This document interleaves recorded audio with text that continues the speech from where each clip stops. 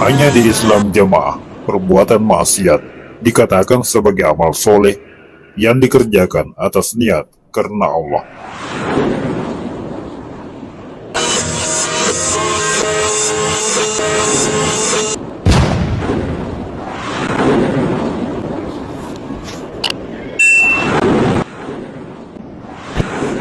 Kata amal soleh berasal dari kata amilus solihat, yaitu segala perbuatan yang bermanfaat bagi dirinya atau orang lain dan sesuai dengan akal rasional, sesuai dengan Al-Quran dan As-Sunnah. Amal soleh adalah sebuah pekerjaan yang dikerjakan atas landasan keimanan yang benar, yang secara garis besar dapat dibagi atas 4 macam perbuatan, yakni beriman kepada Allah Subhanahu wa Ta'ala, melakukan kebaikan, saling menasihati dalam hal kebenaran, dan saling menasihati dalam kesabaran. Sebagaimana firman Allah dalam surat Al-Asr ayat 2 dan 3 yang menegaskan bahwa sesungguhnya manusia berada dalam kerugian kecuali yang melaksanakan 4 hal tersebut. Bismillahirrahmanirrahim. Wal 'asr. Innal insana lafi khusr illa alladhina amanu wa 'amilus salihati wa tawasaw bil haqqi wa tawasaw bis sabr. Sesungguhnya manusia itu berada dalam kerugian dan kehancuran, kecuali orang yang beriman kepada Allah dan para Rasul-Nya, mengerjakan amal soleh, saling berwasiat di antara mereka dengan kebenaran dan kesabaran dalam menjalani kebenaran. Kebalikan dari amal soleh adalah amal sayyi'ah, yaitu amalan yang mendatangkan mudarat, baik bagi pelakunya maupun kepada orang lain, baik itu perbuatan kecil maupun perbuatan besar. Sebuah amalan baru dapat dikatakan sebagai amal soleh yang sah apabila memenuhi 3 syarat, yakni pertama, dilakukan dengan mengetahui ilmunya, yang kedua, dikerjakan dengan niat ikhlas karena Allah, dan yang ketiga, harus dilakukan sesuai dengan petunjuk Al-Quran dan As-Sunnah. 3 syarat amalan soleh ini telah menjadi pemahaman umum di kalangan kaum muslimin. Amal soleh dilakukan oleh kaum muslimin, baik terhadap sesama kaum muslimin maupun kepada yang non-muslim, bahkan kepada makhluk Allah yang lain, juga kepada alam semesta. Namun, di kalangan Islam Jamaah, pengertian amal soleh justru berbeda. Sebuah pekerjaan dikatakan amal soleh apabila perbuatan itu telah menjadi peraturan dan ijtihad keimaman. Meskipun perbuatan itu bertentangan dengan peraturan Allah Rasul, bertentangan dengan kitabullah dan sunnah Rasulullah. To'at Bapak Imam, ayo podo balapan. Yen awakmu gelem ngamalno, titenono elingono, surga kae wis ngenteni.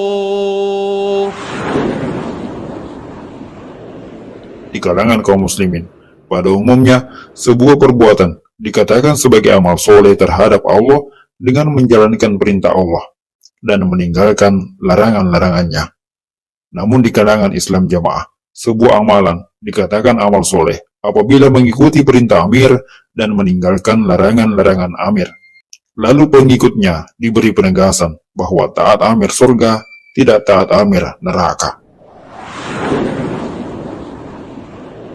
Di kalangan kaum muslimin, diperintahkan untuk melaksanakan amal soleh kepada sesama manusia dengan cara memberikan hak serta melaksanakan kewajiban terhadap sesama. Semisal, memberikan senyuman, menyapa saat berjumpa, memberikan atau menjawab salam, bersikap ramah, bertutur kata yang santun, dan menolong kaum du'afa atau yang lemah.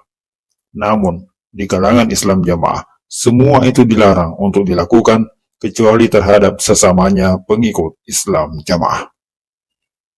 Sang Amir justru melarang berkomunikasi, melarang menjawab salam, melarang untuk saling bertransaksi, melarang untuk saling menyapa kepada orang-orang yang telah keluar dari golongannya. Bahkan, sang amir memerintahkan pengikutnya untuk saling memutus silaturahmi kepada keluarga yang sudah tidak sepemahaman dengan mereka. Memaksa pasangan suami istri untuk saling bercerai bila salah satu dari pasangan itu berbeda pemahaman dengan kaum Islam jamaah.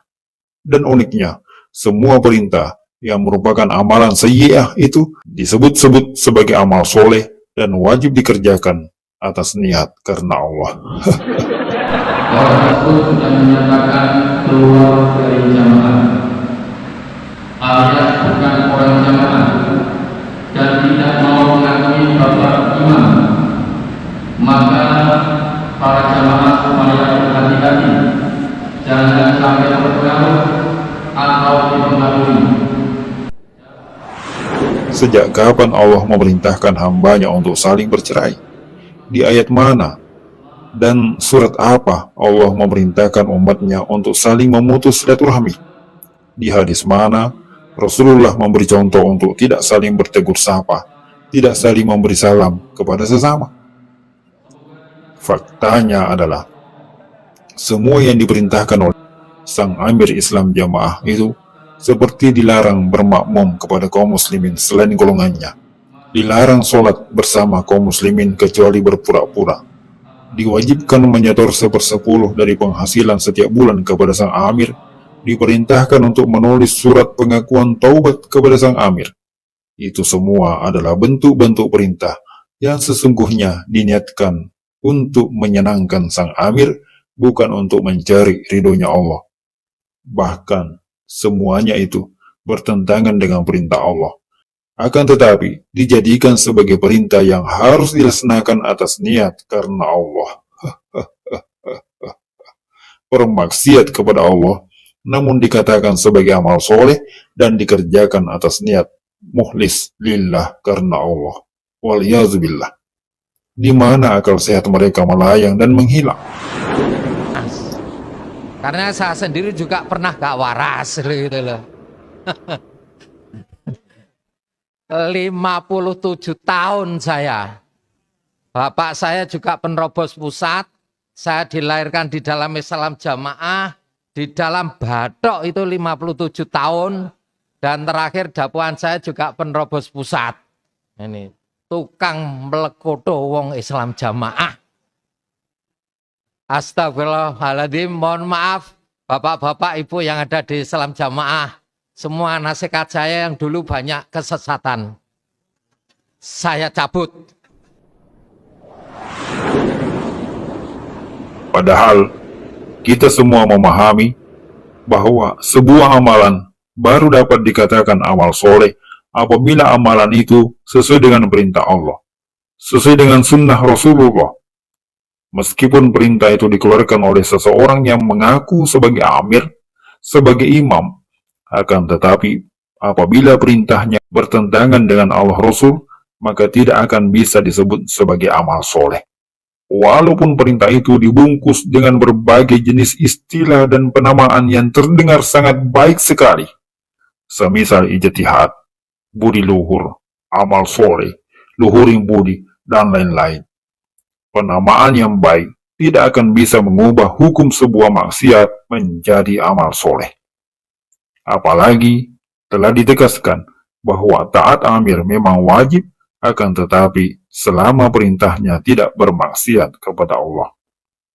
Apabila perintahnya telah bermaksiat kepada Allah, maka tidak ada lagi kewajiban untuk mendengar dan taat. Amir yang dimaksud dalam dalil itu adalah amir yang sesuai dengan syariat, yakni umara yang memiliki kekuasaan dan kewenangan yang sah dan diakui secara legal dan diketahui keberadaannya secara umum. Taat kepada amir yang sah seperti itu pun memiliki batas, yakni selagi perintahnya tidak bermaksiat kepada Allah. Apalagi amir yang majhul, yang keberadaannya dibiturahkan atau disembunyikan, yang keamirannya hanya diketahui golongannya saja. Sebuah kemaksiatan besar apabila amir yang sudahlah majhul memiliki kewenangan yang tidak terbatas pula. Seenaknya membuat-buat aturan yang menyimpang, namun wajib dilaksanakan. Lantaran amalan itu telah dilabeli sebagai sebuah ijtihad dan dinamakan sebagai amal soleh. Bisa mengikuti ijtihadnya yang tidak maksiat. Maka terutama di dalam masalah infak persenan. Saya bacakan standarnya Bapak Ibu.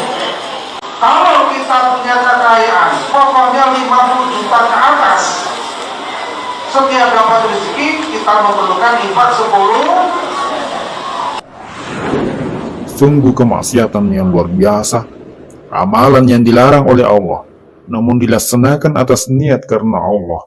Na'udzubillahi min dzalik. Nggak bohong,